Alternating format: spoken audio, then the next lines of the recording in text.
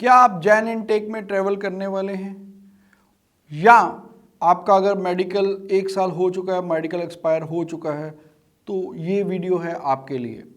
Hello everyone, मैं Kapil Bhatia, study visa consultant.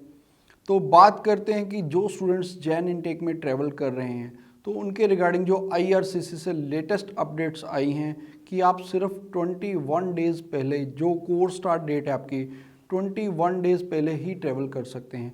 हालांकि पहले एक ट्विटर पे उन्होंने ट्वीट करा था कि आप 28 डेज़ पहले ट्रैवल कर सकते हैं कोर्स स्टार्ट डेट से, लेकिन अब वो बोल रहे हैं कि सिर्फ 21 डेज़ पहले ही ट्रैवल कर सकते हैं। वैसे ये रूल तो बहुत पुराना है, बीच में उन्होंने 28 डेज़ कर दिया था, तो शुरू से जो रूल था 21 डेज़ का ही है। तो जिन दो स्टूडेंट्स को अभी रिसेंटली जाना है, वो अभी टिकट बुक करा रहे हैं, तो उनको तो मैं यही गाइड करूँगा कि आप 21 डेज़ पहले ही अपनी ट्रैवल टिकट बुक कराएं। लेकिन जिन स्टूडेंट्स ने ऑलरेडी बुक करा हुआ है, अगर उनका मान लीजिए 21 डेज़ से ऊपर भी होते हैं, तो कोई वरी करने की ज़रूरत नहीं है। आप उनको अपनी जो भी आपकी एयरलाइंस है उनको मेल डालिए कि अगर हमने टिकट एक्सटेंड करनी है तो उसमें कितना फ़र्क हो रहा है, या टिकट अवेलेबल है या नहीं। तो आपको नेचुरली रिप्लाई आएगा कि या तो टिकट्स अवेलेबल नहीं होंगी या आपको उसके लिए हैवी अमाउंट पे करनी पड़ेगी। तो वही मेल आप उसका एक प्रिंट आउट लेके और उसको सॉफ्ट कॉपी और हार्ड कॉपी साथ में रखें।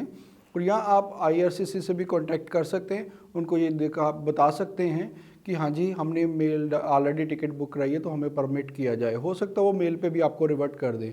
अगर नहीं भी करते हैं तो आप में जो स्टूडेंट्स में इतनी कैपेबिलिटी है कि वो उसको एक्सप्लेन कर सकते हैं वहाँ जाके बॉर्डर सिक्योरिटी ऑफिसर्स को, क्योंकि CBSA ने ही मेनली आपको वहाँ पर ये क्वेश्चंस पूछने। अगर जो स्टूडेंट्स तो सेटिस्फाई कर सकते हैं उनको कि हाँ जी हमारी ये प्रॉब्लम थी, अगर हम ट्रैवल नहीं करते तो हमें इतना फाइनेंशियल लॉस हो रहा था, या हमें टिकट्स अवेलेबल नहीं थी, या स्टूडेंट्स ये भी कह सकते हैं जो पहले 28 डेज़ का था आपका रूल, उसके अकॉर्डिंगली हमने टिकट बुक करा ली थी, तो उसके बाद आपका 21 डेज़ का आया है, तो स्टूडेंट्स ये भी कर सकते हैं। हालांकि उन्होंने वो वाला ट्वीट अभी डिलीट कर दिया हुआ है 28 डेज़ वाला, तो लेकिन वो उनकी फिर भी वेबसाइट पे अवेलेबल है। अगर आप चाहें तो वहाँ से उसका स्क्रीनशॉट भी ले सकते हैं, वो आप साथ में कैरी करिए। स्टूडेंट्स बिल्कुल भी वरी मत करिए कि ये वाली चीज़ आपको कोई परेशानी होगी, क्योंकि 2-4-5 दिन ऊपर है तो वो इतना ज़्यादा हार्ड एंड फास्ट नहीं, वैसे वो फ्रेंडली ही हैं। लेकिन फिर भी जो स्टूडेंट्स नहीं बोल सकते, जिनमें कॉन्फिडेंस नहीं है, अगर मान लीजिए आप वहाँ जाके नर्वस हो जाएंगे, तो उनको मैं यही कहूँगा कि फिर वो दोबारा से टिकट ले लें।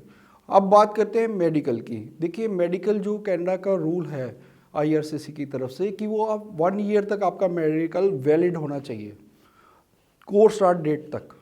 अगर आपका मेडिकल एक्सपायर हो चुका है, उसको 1 साल हो चुका है, तो कोर्स स्टार्ट डेट तक वो वैलिड नहीं है। तो ये ध्यान रखिए, अपना GCK में या अपने कंसल्टेंट से बात करिए कि आपका मेडिकल वहाँ पर एक्टिव है कि नहीं है। जिनका मोस्टली एक्सपायर होने वाला होता है, उनका कई बार मेडिकल वहाँ पर GCK में एक्टिव नहीं होता, वो इनएक्टिव कर देते, तो वीज़ा इनएक्टिव हो जाता है। तो ये ज़रूर चेक करके जाइए, ताकि वहाँ पर आपको ये ना हो कि अगर आपका मेडिकल वहाँ पर इनएक्टिव है तो आपका वीज़ा भी इनएक्टिव हो जाता है। मेडिकल अगर अपडेटेड नहीं है, आपका एक्सपायर हो चुका है, तो वीज़ा इनएक्टिव होगा तो वो एंट्री डेफिनेटली आपको डिनाइड कर देंगे। ये बात बिल्कुल ध्यान रखिएगा, क्योंकि पीछे भी ये हो चुका है कि कुछ स्टूडेंट्स को उन्होंने एयरपोर्ट से ही वापस भेज दिया था। तो ये तो फॉर श्योर है कि आपका मेडिकल फॉर श्योर आप चेक करके जाइए GCK में कि वो एक्टिव है कि नहीं है, वीज़ा आपका एक्टिव है, और मेडिकल 1 साल के अंदर अंदर होना चाहिए। जिनका स्टूडेंट्स का एक्सपायर हो चुका, कोई ऐसा इशू नहीं है, आप दोबारा से मेडिकल करवाइए, उसकी वेट करिए, जब वो अपडेट हो जाता है, आपका वीज़ा एक्टिव हो जाता है, तब आप ट्रैवल करिए। बिल्कुल भी वो ट्रैवल मत करिए। और फिर इसी तरह की अगर आप वीडियो देखना चाहते हो तो इस चैनल को सब्सक्राइब करिए।